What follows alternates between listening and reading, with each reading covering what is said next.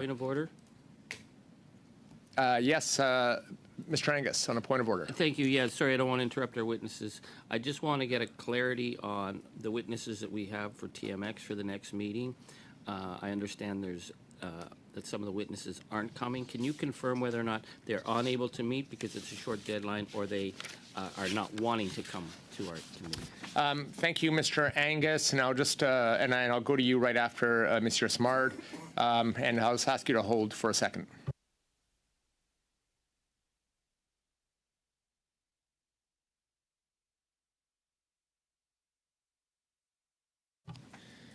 From what the clerk has advised me, Mr. Angus, they have indicated they would like to come, but at a future date. Because of the short notice, they're unable to make the meeting on Monday.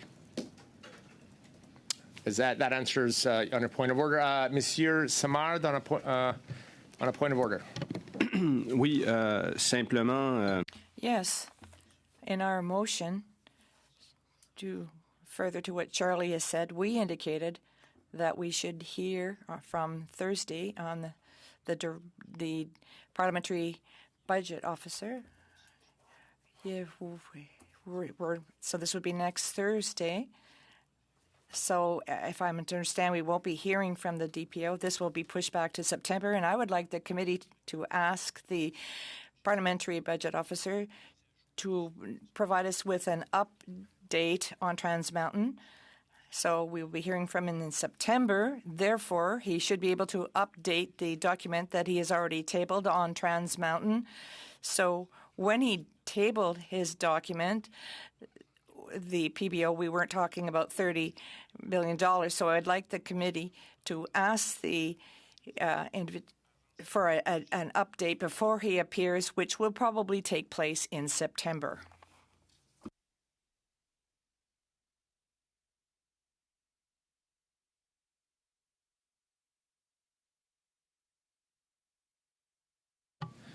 Thank you, Monsieur Simard. I don't see any objections to having an updated information from them for the meeting that may take place sometime in the future. You referenced possibly in September, so that's something we can do to do that, unless anybody has an objection. I'm looking across. I don't see any objections to getting updated information at the appropriate time. Okay, thank you. Back to you, Mr. Angus. Yes, peut-être c'est un petit problème. Maybe a little problem. I didn't have access to the interpretation.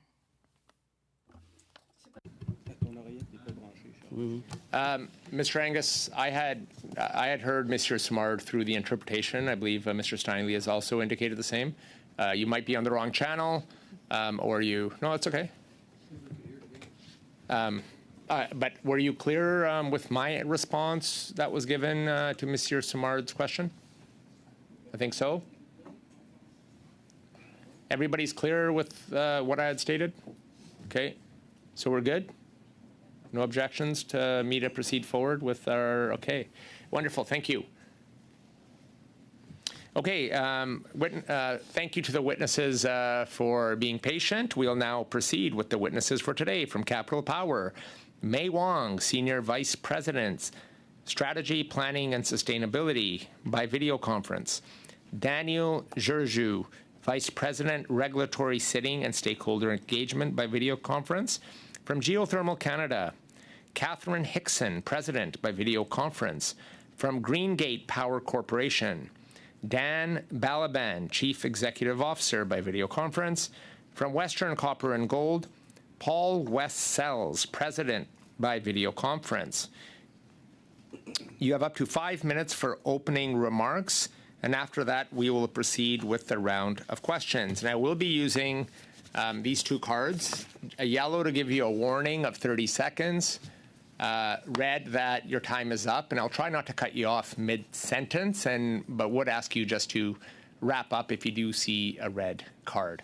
Thank you so much. We'll now begin with Ms. May Wong from Capital Power for your opening 5-minute statement. Good afternoon, Chair, ladies and gentlemen, and honorable members of Standing Committee on Natural Resources. My name is Mei Wong. I'm the Senior Vice President of Strategy, Planning, and Sustainability for Capital Power, and I'm joined by Daniel Yuryu, our VP Regulatory, Siting, and Stakeholder Engagement for SMR. Capital Power appreciates the opportunity to appear before you and provide our perspective on Canada's electricity grid and network. We're a North American power producer headquartered in Edmonton, Alberta, and we currently operate over 9.2 gigawatt of capacity at 32 facilities across Canada and the US. Roughly half of this capacity is in Canada, where we operate facilities in Alberta, Ontario, BC, and employ more than 700 people. We have invested and continue to invest in a range of technologies to provide reliable, affordable, and clean power solutions to customers. These include our $1.35 billion Genesee Repowering Project in Alberta that is nearing completion, which has enabled us and Alberta to be off coal. We're also investing in efficient natural gas and batteries in Ontario and pursuing renewable energy developments across North America. We have established a goal of achieving net zero by 2045 and continue to actively explore and assess technologies such as CCS, SMS, SMRs. And we're committed to meaningful engagement in Indigenous communities and pursuing opportunities for economic participation in our existing and future developments.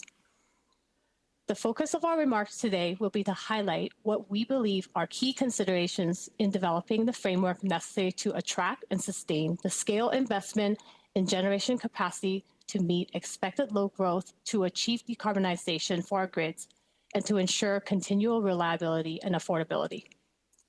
We would note that on the outset, the central theme of our remarks, reliability, affordability, and respecting regional differences are also featured prominently in the Canada Electricity Advisory Council's final report that was released this week. Every province and territory is unique in the way that they have structured their operations, oversight, planning, and participation across the different components of the electricity systems. Two aspects of particular importance are that differences in natural resources across provinces have driven different supply mix to meet provincial demand and support affordable and competitive rates. They also present different opportunities and challenges for provinces for their pathways to decarbonization. Second, provincial systems vary in terms of how decisions are made regarding the timing and types of generation, additions or retirements, and how costs and risks of generation investment decisions are allocated. This is a fundamental distinction between Alberta's system relative to those in other provinces. Generation investments are made by a range of parties on an at-risk basis with no guarantee of a return on investment or backstop recovery by ratepayers. These differences in circumstances for the region needs to be recognized and respected as part of any review or path forward for Canada's electricity systems. They also highlight the need for collaboration between governments as well as industry, Indigenous communities, and other stakeholders to consider policies to advance decarbonization while ensuring reliable, affordable objectives for each provinces are maintained. The impressive volume and speed of renewable additions in the last few years have created challenges for system operators. This energy transition period is highlighting the importance of having a reliable source of power that can provide firm and dispatchable capacity over extended periods. This is why the combination of FlexGen technology, such as natural gas and energy storage, will continue to be critical in supporting our grid's reliability, as levels of renewable penetration will continue to increase until technologies such as long-duration storage, CCS, SMRs can be deployed at scale. We're now moving beyond energy transition and into energy expansion, as demand in data center and electric vehicles and broader electrification will drive even higher demand growth. So the need for additional reliable baseload and dispatchable capacity at all times and all hours will become even more critical. To meet longer-term decarbonization objectives, full portfolio and decarbonization technologies are needed.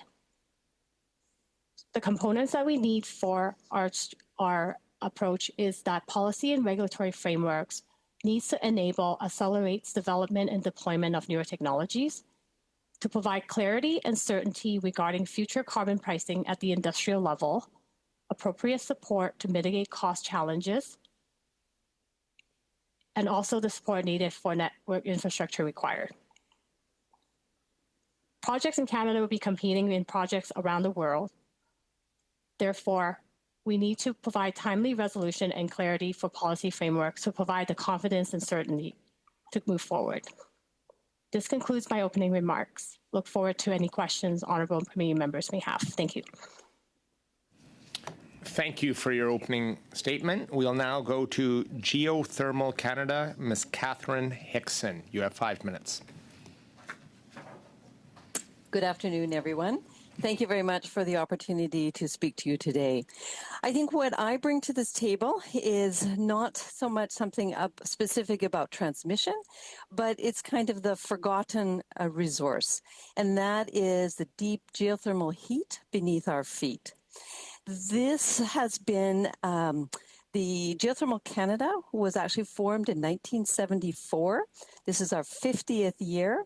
So Canadians have been active globally in geothermal energy, but not in Canada. So why not?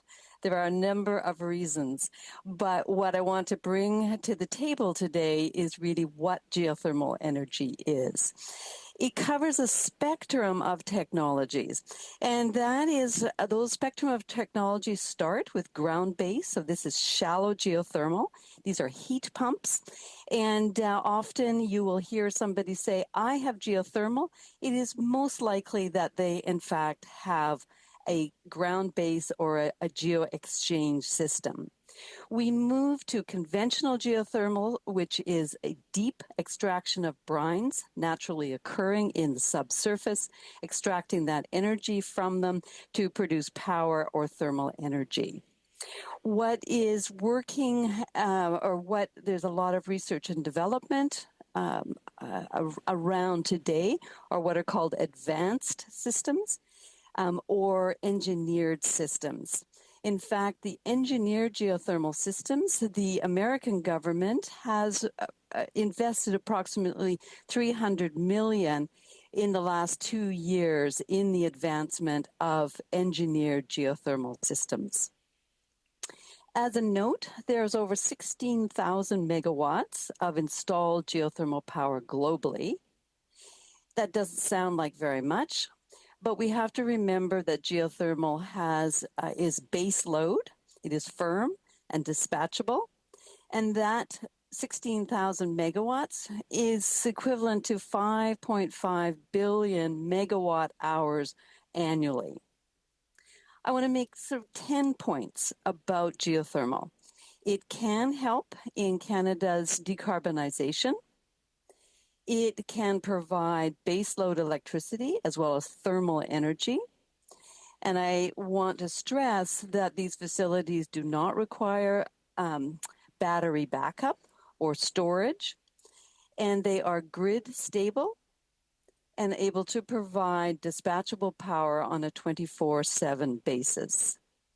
They provide a heat option for northern communities and allow for decarbonization without reverting to heat produced by electrical means. They provide a potential energy source for off-grid communities, indigenous, remote, and rural, as well as rural industry, like mining operations. The geothermal energy systems can be used as part of a hybrid system combined with waste heat recovery, other forms of renewable energy, such as solar and wind, and can help reduce the dependence of remote, rural, indigenous communities on hydrocarbons. Conventional deep geothermal facilities are carbon neutral. And work that I and my colleagues have been doing with the University of Alberta has shown that we can actually do carbon sequestration. So we can take a geothermal project and make it not just carbon neutral, but carbon negative by sequestering carbon that other emitters are producing. Although conventional geothermal has a high capex, It has a very low OPEX, and it is deployable in many parts of Canada. Unconventional or new generation geothermal, such as these advanced and engineered systems, potentially will have a higher cost, but these systems are under development, and as I've already said, the American government has invested more than $300 million in EGS systems. Geothermal can support food stability by producing locally grown and produced food. With additional research and testing, a small portion of the existing drilled wells, particularly the deep wells that have what's called a high water cut, it has some potential to, in fact, repurpose these wells to produce an energy stream, either as thermal or as electrical energy. And exploration and development of geothermal energy uses Canadian technology. This is something that we know how to do. We know how to drill. We know how to explore the deep subsurface. And in fact, that's the reason that Geothermal Canada has been around since 1974 is because Canadian expertise and technology has been deployed and being used globally but not here in Canada. Thank you. Thank you, Ms. Hickson, for your opening remarks. We'll now go to Mr. Dan Balaban from Greengate Power Corporation. You have 5 minutes. Good afternoon, and thank you for the invitation to present to the committee today. Bon après-midi et merci pour l'invitation. Good afternoon, and thank you for the invitation to present to the committee today. Apologies, I am getting a translation simultaneously, which is confusing. But I'm the co-founder and CEO of Greengate Power. Greengate is a renewable energy development company based in Calgary, Alberta, which has been behind some of the largest renewable energy projects in Canadian history. For background, though, perhaps I could share a bit of my professional story. I graduated with a computer science degree from the University of Toronto. I started my career in technology consulting, helping companies apply internet-based technology to solve business problems. In my mid-20s, I left consulting to start my own software company, which was an internet-based software solution for oil and gas. We successfully commercialized the software, and eventually it became an industry-leading solution. Amongst the many capabilities of the software was helping oil and gas companies track and report their greenhouse gas emissions during a time when greenhouse gas emissions were not nearly the issue that they are today. This gave me early insight into the looming environmental challenges I could see the energy industry facing. I had a successful exit from that company at the age of 30, and I knew the next business I wanted to start would be something that leaves a lasting positive environmental impact. With no prior experience in power, I started Greengate with my brother Jordan with our own capital more than 17 years ago. The goal was simple: to prove that large-scale renewable energy projects could work in Alberta, the heart of oil country. How hard could that be? Yet, Greengate has successfully developed over $2 billion of operating renewable energy projects in Alberta, representing about 1/3 of all the renewables in the province today. These projects produce enough energy to power more than 500,000 homes. This includes several of the largest wind projects in the country and the largest solar project in Canadian history, a nearly $1 billion project called Travers Solar. The projects we developed have secured power purchase agreements with Amazon and Microsoft. Multi-billion-dollar data center investments are now planned in the province, proving that a clean grid and new economic development opportunities go hand in hand. For the last 5 years, Alberta has been the leading destination for renewables investment in Canada and one of the top such destinations in North America. We have certainly proven what is possible and demonstrated to the world that Canada can lead in oil and gas and renewables. Unfortunately, energy in Canada has become highly politicized and polarized, with different political forces taking on high-profile opposing stances. This was recently demonstrated by Alberta's decision to impose a 7-month moratorium on new renewables projects in the province, This sent a profoundly negative signal throughout the industry. It was recently lifted, but the new rules and uncertainty coming out of the moratorium have put the future of the booming renewables industry in the province at risk. On one side, we have the federal government that is pushing the provinces, including my home province of Alberta, towards a very ambitious net zero grid by 2035 target. On the other hand, we have our provincial government that is pushing back very hard against that target, with the renewables industry caught in the crossfire. We need to be working on solutions that will be providing us the clean, affordable, and reliable energy we need to meet our future needs. The fight does not serve us. The world is going through an energy transition where we are moving from molecules to clean electrons as our primary source of energy. However, this transition will take time, and for the time being, we need all forms of energy to meet our quickly growing energy demands. The demand for electricity in particular is expected to increase rapidly, not only due to our growing population, but also due to the electrification of transportation and industry, as well as the rising demands from data centers and AI. As we move towards a net zero future, it is important to recognize the opportunities and challenges ahead. We have the triangle of clean, affordable, and reliable. Given the current state of technology, we can have 2 out of the 3 corners covered, but having all 3 corners covered remains elusive. This is why incentives such as the federal investment tax credits and the Smart Renewables and Electrification Pathways program are so vital to ensure that industry can attract the necessary capital to build out the energy infrastructure of the future. This includes technologies such as renewables, energy storage, and carbon capture.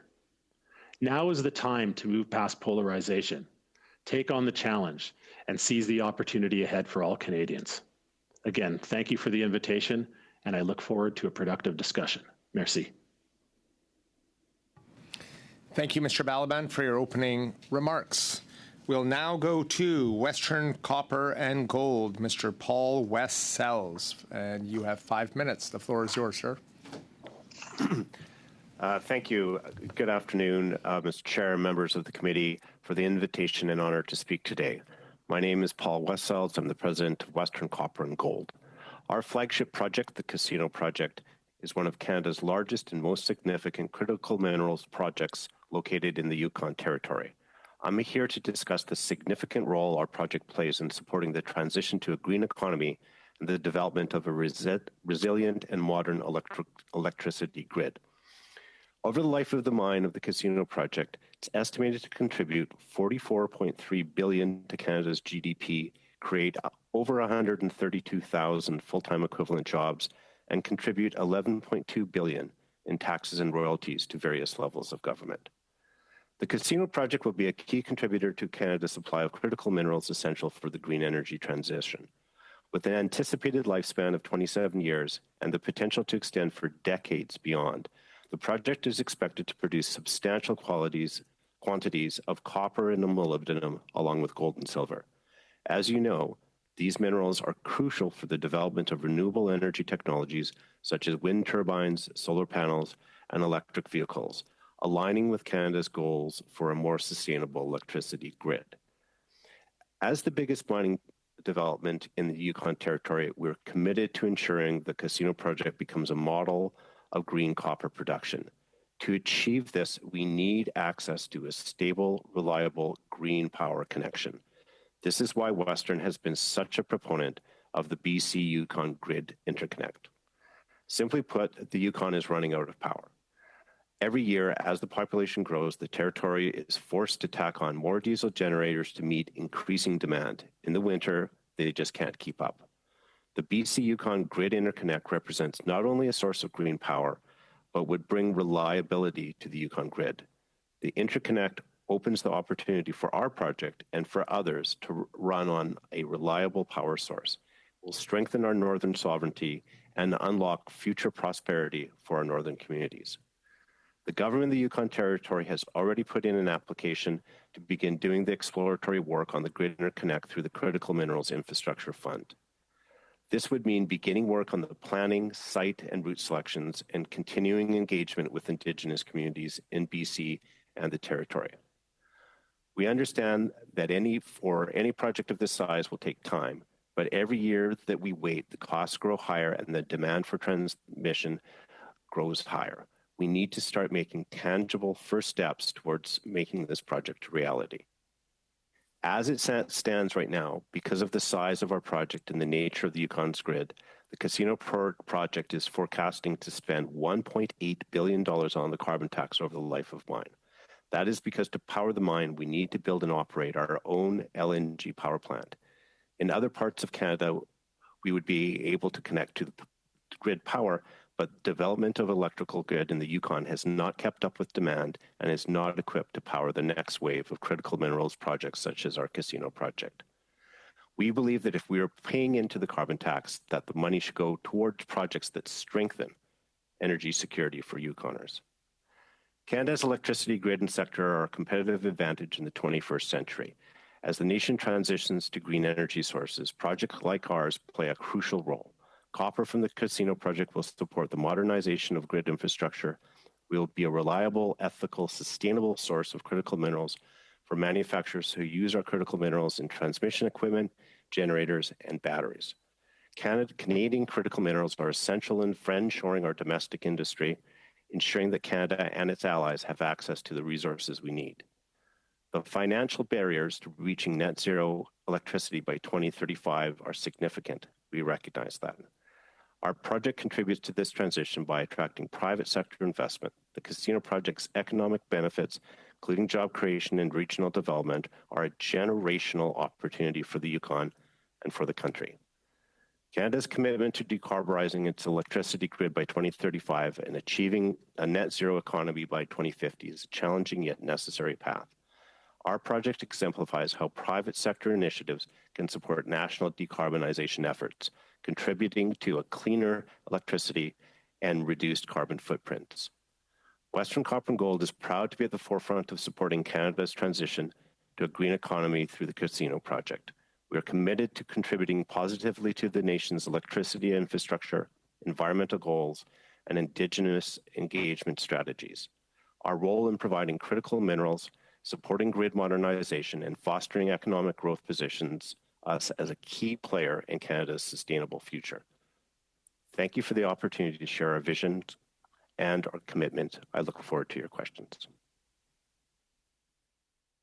Thank you, Mr. Westsells, for your opening remarks. Now we will proceed to our first round of questioning, and we'll begin with Mr. Patzer. You have 6 minutes. Thank you very much, Chair, and thank you to the witnesses. We'll start with Western Copper and Gold. Just wondering, this casino project, when did you guys start the initial process for it? Start the process to get the project regulated, or start the process to... The Yukon government has started the process to look towards a grid intertie between British Columbia and the Yukon. Right, but for the mine that you're talking about building, you're still in some of the permitting. You're doing feasibility studies and all that still. Am I right? Yeah. So the project has a completed feasibility study from 2022. We're currently in the first stages of the regulatory process. So in the Yukon, that's called the YESA process. It's anticipated that it'll take approximately 4 years from today to get through that process, and then another 3 years of construction. So this is an early 2030 project. Okay, and when it comes to all the applications, when was the first application submitted for, I guess, for your feasibility study, your ESAB applications? Like when was that all? When did it all start? Like permitting, when did it all start? Yeah, I mean, there's sort of been a couple of fits and starts, but this current application with the current design from 2022, that application was, well, establishment of the guidelines kicked off at the beginning of 2023. Those were reviewed, it went back and forth. Final guidelines were issued in September of 2023. So now essentially it's back to us to put together the application, which we will be doing over the next year. So for trying to get to a net zero grid by 2035. To have a project like this not going to be producing until pretty much close to that date, what's that going to do for this target that the government has set to try to hit net zero by 2035? I think that if we start, we're moving the project forward. You're looking at liquefied natural gas as our power source because it's the only option that's available to us. We would love for it to not be liquefied natural gas. We would love for it to be green power producing green copper. We will continue to advance our project through the regulatory process. We're hopeful that by the time we get through that regulatory process, that the concept of a grid intertie is sufficiently advanced that we can connect to that, or, at worst, delay start of the project for a couple of years in order for us to connect to that grid that green power. Can you tell us a little bit more about some of these delays, like what's happened, what's going on with those delays, like what's causing them? Yeah, I mean, it's 2023 there was a number of delays with the regulatory process. It's really, yes, a process. From a positive is that you have First Nation, federal, and territorial governments all working together on comments. The negative of that is that it does take a long time to get all those comments collected, and sometimes there are delays through that. When we look at 2023 on the guidelines, really where we saw a lot of comments that were, potentially a little bit unnecessary or more detailed than they needed to be was actually of the federal government. The territorial and First Nation governments, the comments were as expected. The federal government comments were quite deep and really more not environmental assessment related comments, but permitting related comments, which is a subsequent project or process after environmental assessment. Okay, so it sounds like there's going to be some duplication going on. Would that be correct? Certainly with, the comments and heard from the territorial and federal government, there's duplication going on, absolutely. Would it be helpful to have a streamlined process that would hopefully eliminate a lot of that duplication? Absolutely, yeah. And, certainly encouraged by, what hearing from the federal government in terms of streamlining the process, but, excited to see what that actually means, particularly for northern locations such as the Yukon, which has got, somewhat unique regulatory process. Yeah, absolutely. As we've had some similar comments from other witnesses and other studies as well, too. How might your experience in the Yukon compare to any proposed projects, maybe in a different province? Like, is there a difference between where you're located and if there's in one of the other provinces in the country? I think one of the key differences, specific to what we're talking about here today, is that access to power. You've got an isolated grid in the Yukon that is completely over capacity at this point in time. So you're looking at any mining projects, any additional mining projects that come on, either need to generate their own electricity or connect to a grid, which right now, the last megawatts that are being added are rental diesel generators. So essentially, you're continuing to develop. The Yukon is right now being developed on carbon-based power, and any future is looking at that at this point in time. Thank you.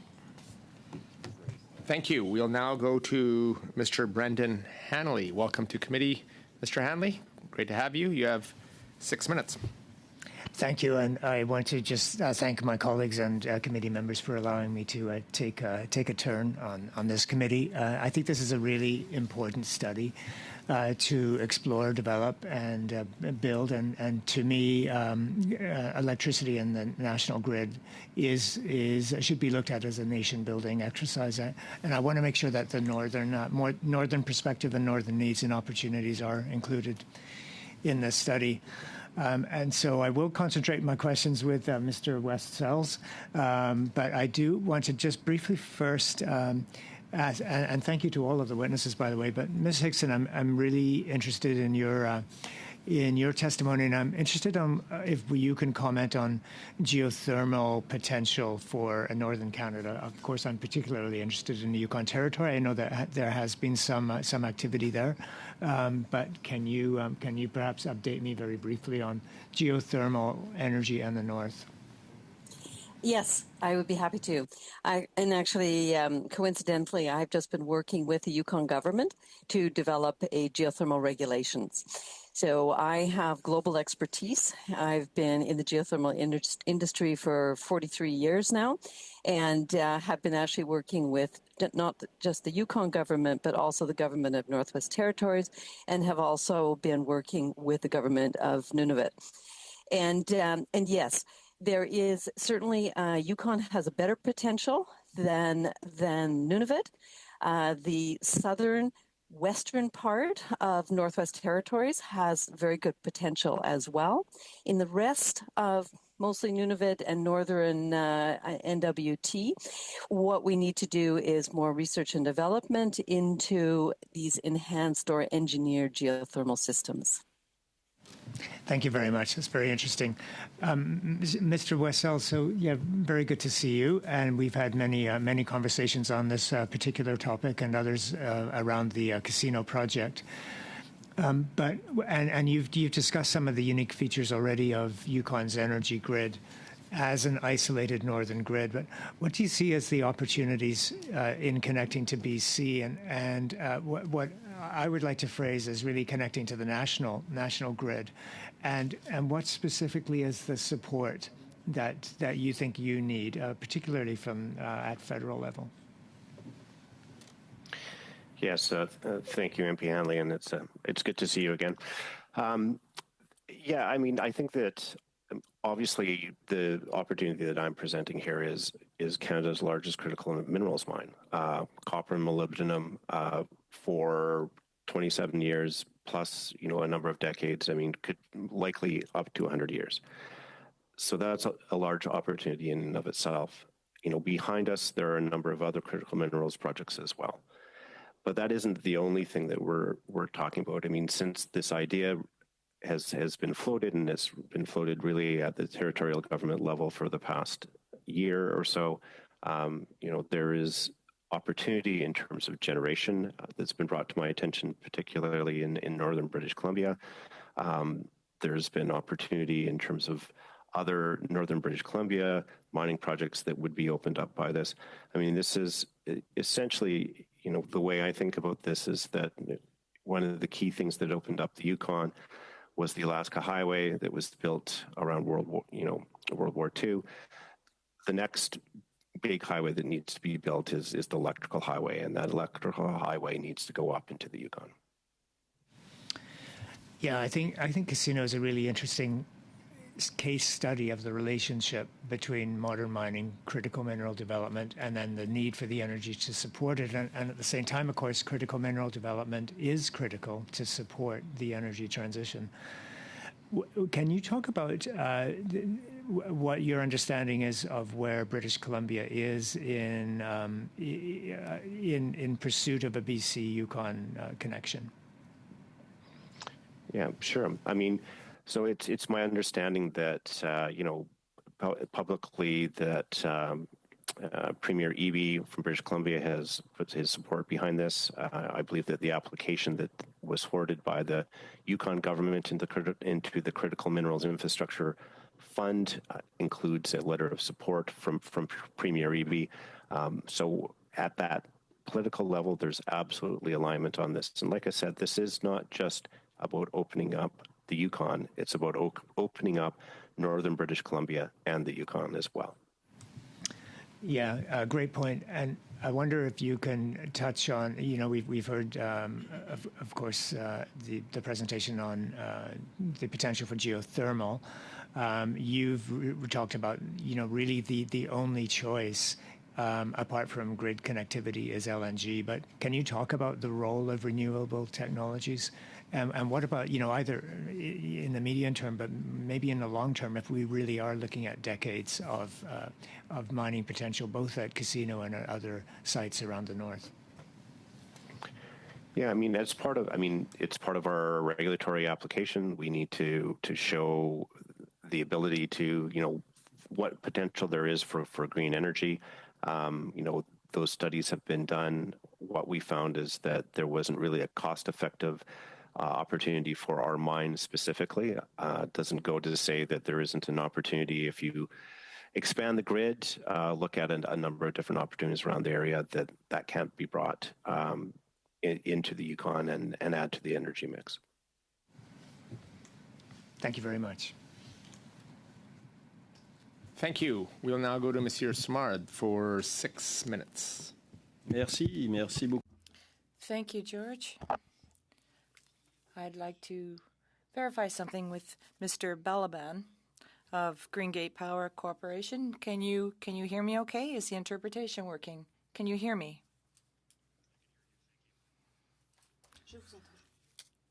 Thank you. In your presentation, you concluded by saying that unfortunately, the renewable energies industry is suffering from political polarization. Certain politicians have a tendency to demonize those people who are associated with this necessary transition. We see this constantly here at the House of Commons. So I'd like to ask all the witnesses a question, and I'd like to hear what you have to say on this. If we really want to make this change to renewable energies, do you feel that the carbon tax is essential?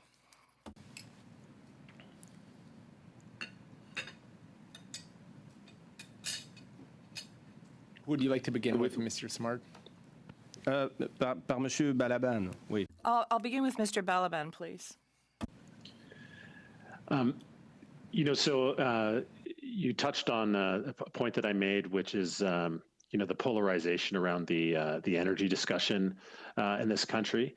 And, I'm not trying to point fingers at any one side, just to be clear in what I'm saying. I think it's polarized on both sides. On one side, we've got those that think we can make a very rapid transition to an all renewables system, which unfortunately is not technically feasible today. I think we can get more and more renewables, increase penetration over time, certainly, but to get to an all renewable system today is unrealistic. And then you have those on the other side that say renewables are unreliable and expensive and all sorts of false narratives there. But the truth is in the middle. And what we really need to be doing is we need to be working beyond these polarizing sorts of narratives and be working on the solutions that we need to get us to where we need to go. As far as the carbon tax goes, the industrial carbon tax, the industrial carbon regime that exists in Alberta specifically, has been very effective in terms of incentivizing the right sorts of developments in infrastructure in Alberta around renewables. The retail carbon tax, though, has not had a direct impact on the work that we are doing. Before I ask the other witnesses question and ask them whether they're in agreement with carbon pricing, I'd like to reassure you, Mr. Balaban, I don't want to point and blame you, so please be assured about that. But I'd like to say to the committee that the action taken politically to promote investment in renewable energy, do you have any ideas about what the government could do to promote investment into renewable energy?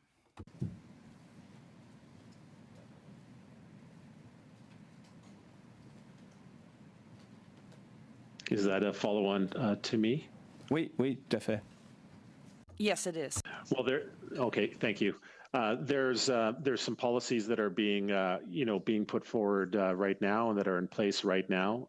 The investment tax credits that were put forward are very critical to ensure the further build out of renewables technologies. It will ensure that Canada remains competitive with other global opportunities where capital can be deployed, specifically south of the border in the United States with their Inflation Reduction Act, which has been very good for investment. So, we need to respond, and we have done that with the investment tax credits. Things like the Smart Renewables and Electrification Pathways Program, which has been deploying capital into various renewables projects across the country, has been very effective.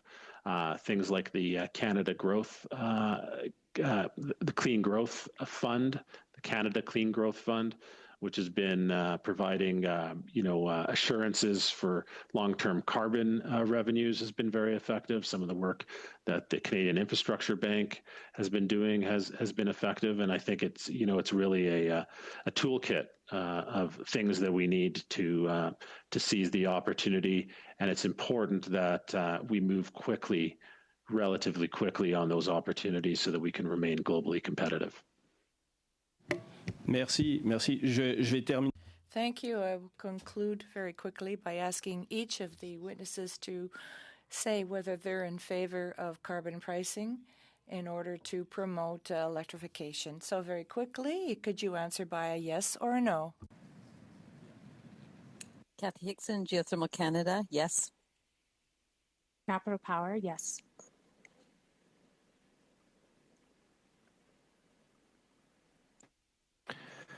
Western Copper and Gold, no, because I have no other alternative than using carbon at this point in time. Merci. Thank you. Thank you, Mr. Smart. We'll now go to Mr. Angus for 6 minutes. Mr. Angus, the floor is yours. Thank you, Mr. Chair, and thanks to our witnesses. This is a fascinating discussion.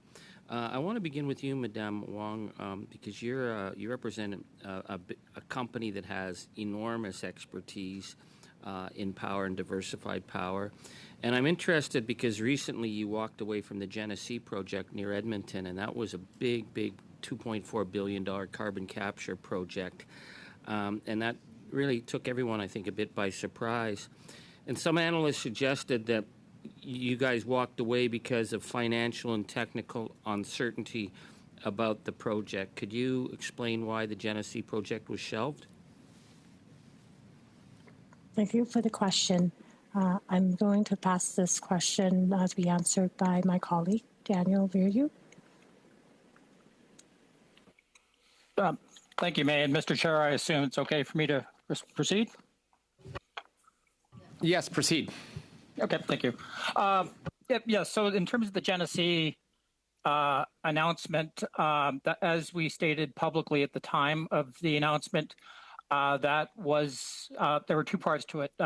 We had completed a front-end engineering and design study that did confirm the technology was viable and practical in the mode of operations that we were envisioning. But at this time, it was just not economically viable, taking into account a number of considerations.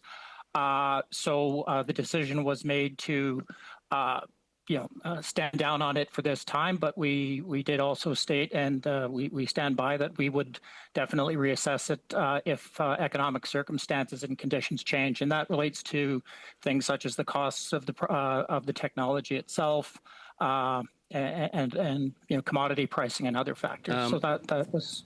Thank you for that. I'm interested because I was reading the Business Council of Alberta had said they raised serious questions about the Canadian Energy Regulator's performance standard for CCS, and they said that technologically it is, quote, currently unachievable. And that report was done before the Genesee project was mothballed. So do you think the Business Council of Alberta is wrong in saying that the technology is currently unachievable at the rate that it's needed and required for CCS? I haven't seen the Business Council report, but in terms of, I think there's the technical work we did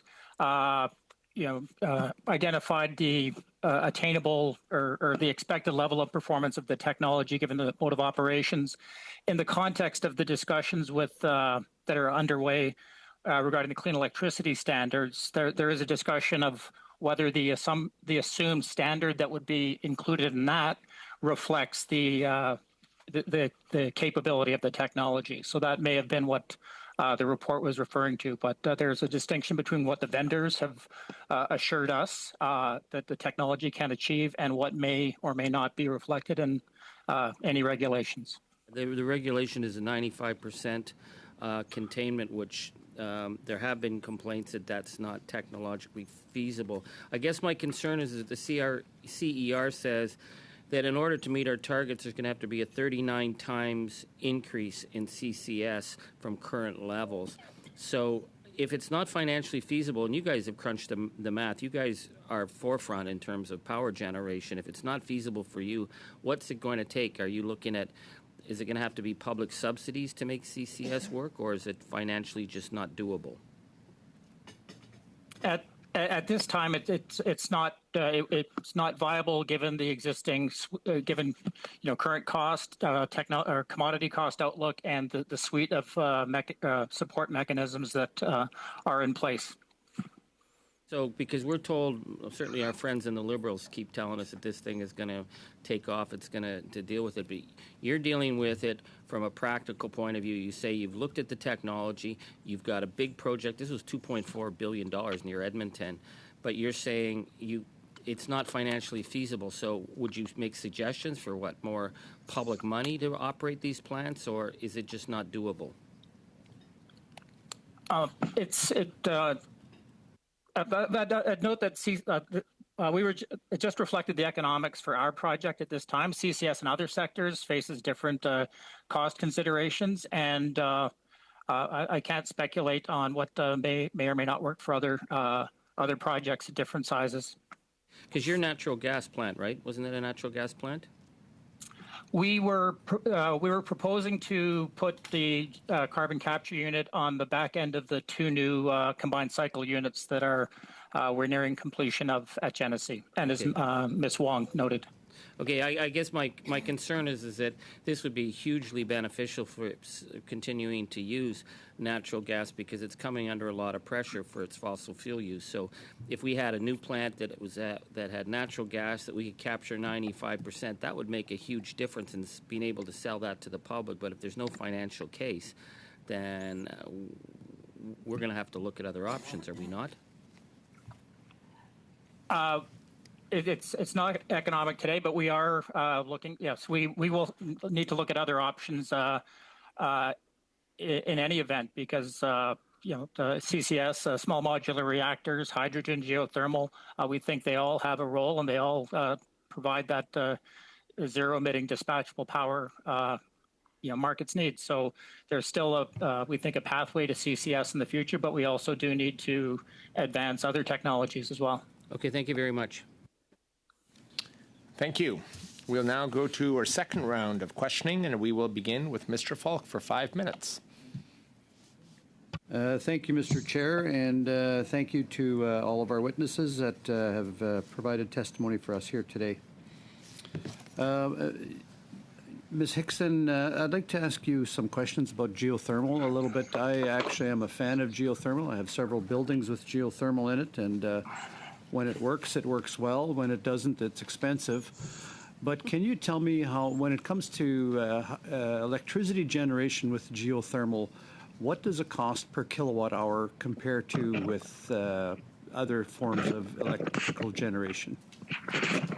So the cost for electrical generation, it depends on where you are. In Canada, it is currently quite high simply because of the development costs. But if we go globally and look at other resources, it can be very low, in the $40 to $50 per megawatt hour. And if we look actually at what is being done in the United States, their stated goal for the work, for the investment they are making in engineered geothermal systems is to create power at $45 per megawatt hour. And how would that compare to hydroelectricity or gas turbine electricity? So this is higher than certainly than gas. But what we bring to the table is the fact that so I don't want to argue that geothermal is better than natural gas. What I want to point out is that geothermal, if we're producing power from it or using it for thermal energy, can actually offset that natural gas.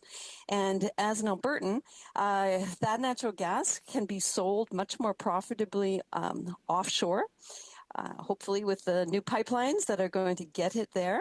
And it can help other countries actually reduce their carbon footprint. Where I think geothermal has a significant role to play is actually an offset in essentially liberating that natural gas to go to other markets where it can be used to reduce their greenhouse gas production.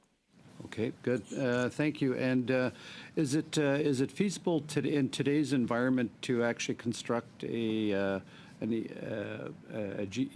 geothermal electricity generating plant in Canada? Like, what are the roadblocks? So we're talking about conventional geothermal, and the roadblocks are financial, convincing capital to be deployed within geothermal. That's a huge problem. The federal government has been deploying capital into projects. There are 3 electrical generation projects that have been supported by the Emerging Renewable Energy Program. And those are Deep in Saskatchewan, Alberta number 1 in Alberta. I happen to be the CEO of that one, and a project called Tutica in British Columbia. But when I was asked the question about the carbon tax, if we look at Alberta number 1, our financial model is built on 3 pillars. One of them is carbon taxes. One is the sale of thermal energy, and the other is the sale of electricity. Currently, we have to price that sale of thermal energy at a discount to natural gas. This makes geothermal very difficult in terms of competition with natural gas and other forms of electrical generation. Okay. If we're talking about this new generation, advanced and engineered geothermal systems, these are right now very, very costly. But I want to focus on conventional geothermal. I have limited time here, Ms. Hickson, so I'm going to have to move on because I do want to ask Mr. Balaban a question as well. Mr. Balaban, you're quite involved in setting up green energy solutions. Can you tell me your experience with connecting to the grid? Does it work? Are there any obstacles in doing that? Do we have capacity for the extra generation that you can provide? That's a good question. Connecting to the grid is a very complicated process. I can speak from my experience developing projects in Alberta. It's a well-regulated process, but it takes several years to get through. It's very costly. But I think what we are starting to see now in Alberta, and it's not just here,